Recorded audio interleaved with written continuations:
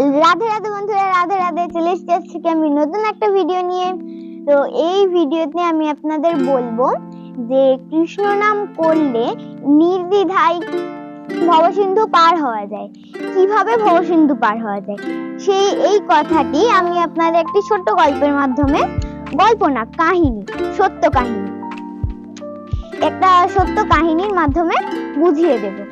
তো চলো বন্ধুরা, আমি কাহিনীটা বলা শুরু করে দেব। বহু বছর আগের কথা। হস্তিনাগরের রাজা ছিলেন অভিমন্যু পুত্র পরীক্ষিত। তো পরীক্ষিত ছিলেন গুণবান, বলবান, চরিত্রবান। তিনি রাজ্যে কোনো অভাব রাখতে দেননি। তার ফলে রাজ্যে সব সময় আনন্দে ভরে থাকতো। রাজ্যবাসীরা কোনোদিন কোনো অসুবিধা ভোগ করতে হয়নি। রাজ্যবাসীরা সব সময় হাসি খুশি আনন্দে থাকতো।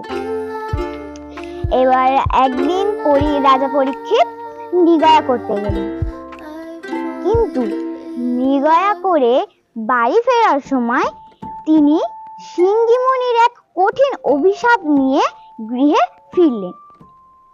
অভিশাপটা হলো যে 7 দিনের মধ্যেই নাকি তাকে এক তক্ষ সাপ দংশন করবে, আর তাতেই তার মৃত্যু ঘটবে। এই অভিশাপ পাওয়ার পর তার কিছুই ভালো লাগছিল না, তার কিছুতেই মন বসছিল না। সে খালি চিন্তা করত যে আমি 7 দিন পরেই মারা যাব। এইভাবে চিন্তা করতে করতে সে ধীরে ধীরে খাওয়া দাওয়া সব ত্যাগ করে দিল। ফলে তার শরীর শুকিয়ে গেল। একদিন তিনি রাজ্য, পাত্র, আত্মীয় স্বজন সব ছেড়ে এক নির্জন নদীর তীরে চলে গেলেন, যেখানে ভাগীরথী উত্তর দিকে বয়ে গেছে। তার পাশে এক হরিহর নামক গ্রামে তিনি একটি মঞ্চ নির্মাণ করলেন, আর সেই মঞ্চেই বসবাস করতে শুরু করলেন।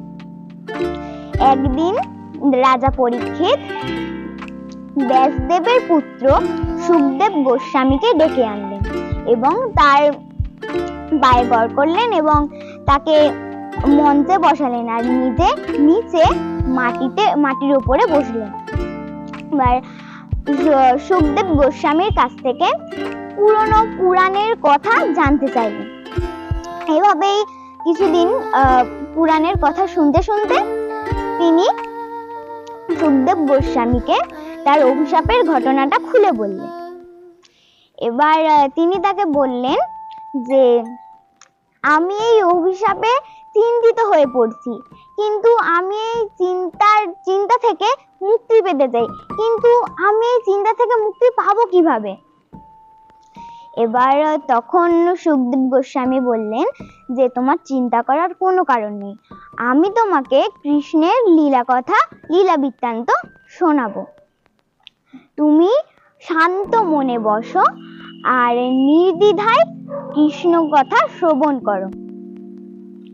এই কৃষ্ণ কথা শুনলে তুমি নির্দ্বিধায় বা শান্ত মনে ভবসিন্ধু পার হতে পারবে। আর শোনার সময় তোমার যদি কোনো প্রশ্ন থেকে থাকে তাহলে তুমি আমায় প্রশ্ন করবে, আমি তোমার প্রশ্নের উত্তর দেব। আর এই বলে সুখদেব গোস্বামী রাজা পরীক্ষিতকে কৃষ্ণের লীলা কথা বলতে শুরু করলেন। আর কি লীলা কথা বলেছিল সেইটা জানতে হলে চ্যানেলটাকে সাবস্ক্রাইব করতে হবে, লাইক করতে হবে, কমেন্ট করতে হবে আর শেয়ার করতে হবে।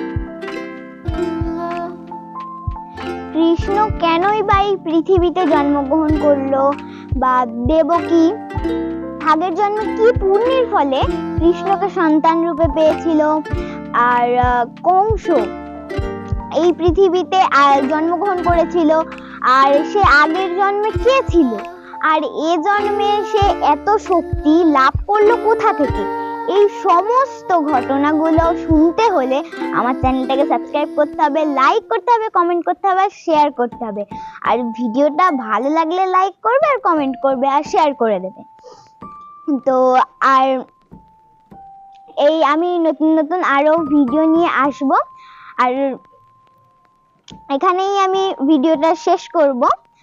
তো চলো একটু আমরা কৃষ্ণ নাম করে নিই। হরে কৃষ্ণ কৃষ্ণ কৃষ্ণ হরে হরে, হরে রাম রাম রাম হরে হরে। জয় নিতাই, জয় গৌর নিতাই জয়। চলো আজকের মতো আমরা এখানেই বিদায় জানাই। আর নতুন নতুন ভিডিও দেখতে হলে কিন্তু সাবস্ক্রাইব করতে হবে। আজকের মতো টাটা।